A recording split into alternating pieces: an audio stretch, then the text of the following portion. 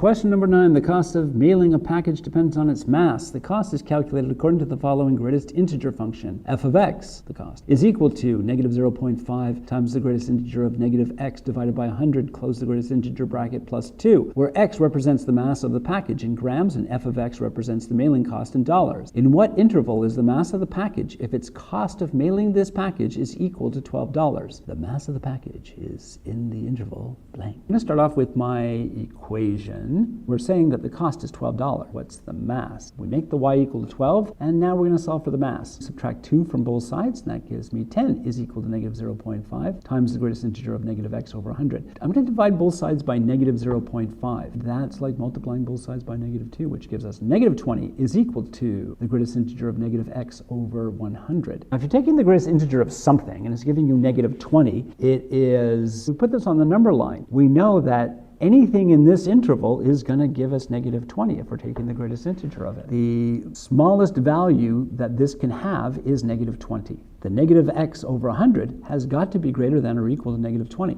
Also, it has to be less than negative 19 because the negative 19 is not included. Negative x over 100 is less than negative 19. Okay, so I get these two inequalities. I just have to solve for x in either case. Cross multiply the 100. That gives me negative 2,000 is less than or equal to negative x. Dividing both sides by negative 1 is going to flip the direction of this relationship where you get positive 2,000 is greater than or equal to x. Doing the same thing over here. I'm going to cross multiply the 100. That gives me negative x is less than negative 1,900. Dividing both sides by x is going to flip the direction of the relationship. X is now greater than 1,900. On the number line, x is greater than 1,900, less than or equal to 2,000. This interval. That's our answer. We could do this on a graph. We could make a sketch of this. I'm trying to get all the way up to 12. We know the vertex. A vertex would be 0, because there's no h here. 0 would be the h, plus 2. 0. I'm starting at 2. I got to get all the way up to 12. The length of the step, each step has a length of negative 100. That's why it's opening hollow dots on the left-hand side, and it's going towards solid dots. So I put a solid dot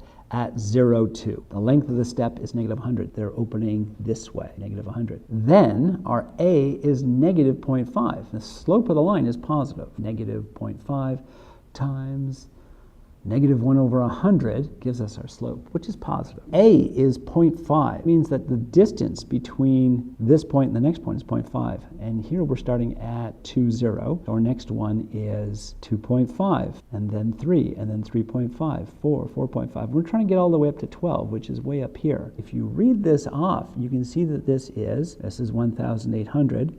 This is 1,900. And this is 2,000, and we are between 1,900 and 2,000. Exactly this number line. We get the same interval, whether we graph it or we solve it algebraically. And that's it for question number 9. Have a good day.